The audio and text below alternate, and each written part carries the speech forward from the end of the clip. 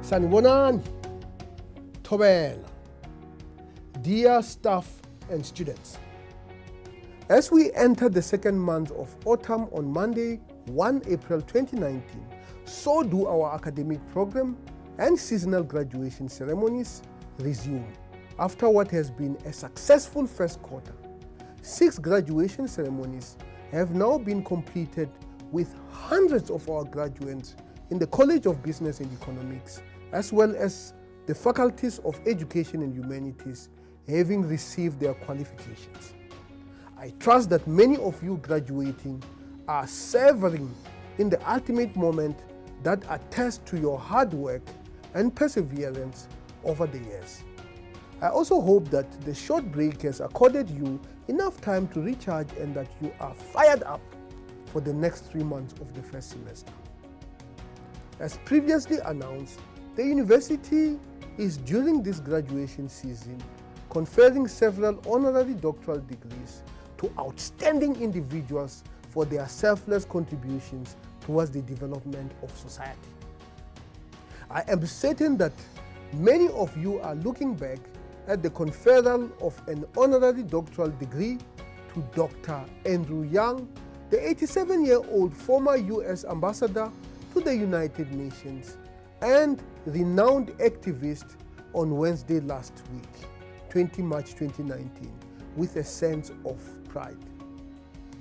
His contribution in a panel discussion during the colloquium in his honor and later at the conferral ceremony were so poignant to the past and current issues that our country continues to grapple with post-apartheid.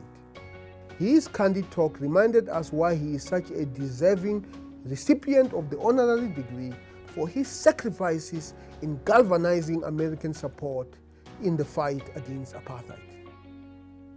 Not to be outdone, Professor Bani Pichana, the former Vice-Chancellor of the University of South Africa, and Professor Chris Landsberg, the Sachi Chair of African Diplomacy and Foreign Policy at the University of Johannesburg, also gave insightful views on issues affecting South Africa's progress in education, youth employment, healthcare, economic growth, and land reform. Also making invaluable contributions were Professor Fiona Trejena, Sachi Chair of Industrial Development at the University of Johannesburg, and Professor Mcebisi Ndlejana, the Professor of International Relations here at the University of Johannesburg, among others. The colloquium, which was attended by high-profile individuals such as the former First Lady Mrs. Zanele Mbeki and Mrs. Young, proved a resounding success. Dr. Young, congratulations. We are proud to call you a distinguished UJ alumnus. Congratulations. This human rights stalwart doctoral degree conferral couldn't have come at a better time, as it coincided with the commemoration of Human Rights Day in South Africa and the UN's International Day for the Elimination of Racial Discrimination in the month of March. As we celebrate Human Rights Month, I thought that it would be relevant to remind you of our university's values: imagination, conversation, regeneration, and ethical foundation. As you engage in robust conversations about the state of our country ahead of the May 8th elections, I urge you to do so in critical and constructive manner. One of the core roles of universities is research production and preparing our students to become great future researchers and leaders. Our mission at UJ is to expand research outputs and increase the number of PhD graduates who will play an important role to unearth new knowledge that could bring about solutions to challenges affecting humanity. Last week, on Monday the 18th and Tuesday the 19th of March 2019, leaders of 20 public universities assembled at our university during a research symposium of the Universities South Africa and the Association of Commonwealth Universities. This gathering was aimed at discussing the development of a number of early career researchers at public universities. Minister of Higher Education and Training, Ms. Naledi Pandor, announced her plan to fund universities in this regard. Each of the universities will be incentivized to become centers of excellence in a specific research area by the offering of postgraduate programs and an execution of high-value research projects. The engagement also sought to address gender and racial disparities among universities' academic staff cohorts. Our university continued to set the trend in academic and research achievements with outstanding contributions by our staff members not going unnoticed.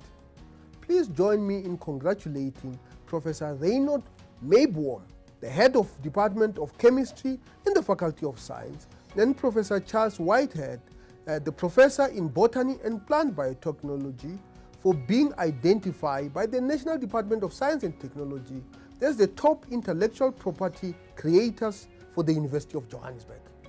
The Minister of Science and Technology, Ms. Mamuloko Kubai Ngubane, presented certificates of acknowledgement for both Professor Mayboom and Professor Whitehead at an awards evening on Thursday, 28 March 2019 in Pretoria.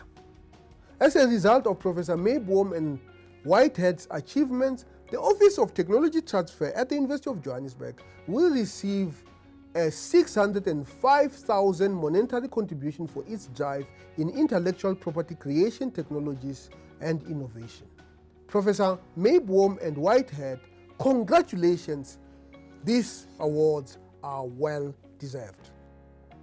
In the same vein, please also allow me to congratulate our Senior Director of Sports, Ms. Nomsa Mahlangu, for a recent appointment as the first female president of the Federation of African University Sports, FASU.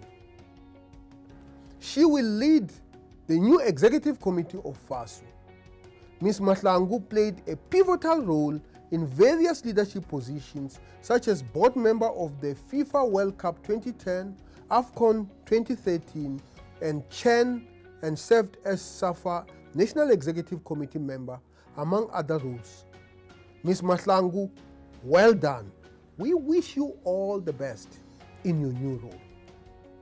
Our university has also been the epicenter of established and budding authors to launch their books. On Wednesday, the 20th of March 2019, one of South Africa's renowned authors, Professor Zakes Mda, engaged with our staff and students during a discussion on his book, The Zulus of New York. The event was hosted by our Johannesburg Institute for Advanced Study. The book is a vivid, poignant love story woven around accounts of African entertainers in New York in the 19th century. I hope that those of you who attended the discussion were inspired. This week I traveled to Makerere University in Uganda to discuss a collaboration between the two institutions. In this trip, I also met a delegation of 20 people from Case Western Reserve University in the United States. I had a one-on-one with both the president of Case Western Reserve University, Professor Barbara Snyder, and the Vice-Chancellor of Makerere University, Professor Barnabas Nawangwe. Furthermore, I gave a talk titled The Fourth Industrial Revolution at the College of Engineering and Technology. From Monday the 25th to Thursday the 28th of March, our Johannesburg Institute of Advanced Study hosted a conference entitled State of Disease at Emoyeni in Parktown. This event delved into critical issues relating to the state of health in South Africa. The Minister of Science and Technology, Ms. Mamuloko Kubai Ngubane, opened this conference.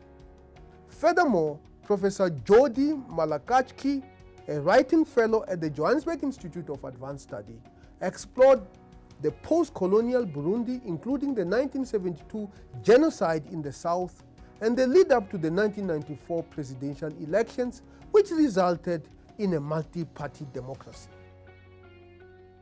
JAS also held a celebratory lecture on the centenary of the birth of Professor Eskaya Mpahlele, the 4 times nominee for the Nobel Prize in Literature. This lecture was presented by Professor Ntongela Masilela. Lastly, as you would know, part of the Southern African region has been recently hit by a natural disaster, Cyclone Idai, which has left a trail of destruction in its wake, including homes, roads, and towns. Hundreds of people have also lost their lives to this disaster, which, according to the media reports, has been the worst since the devastating floods in the year 2000. Different rescue teams, including South African professionals, have descended to the worst hit areas to help those affected with shelter, food, and medical attention.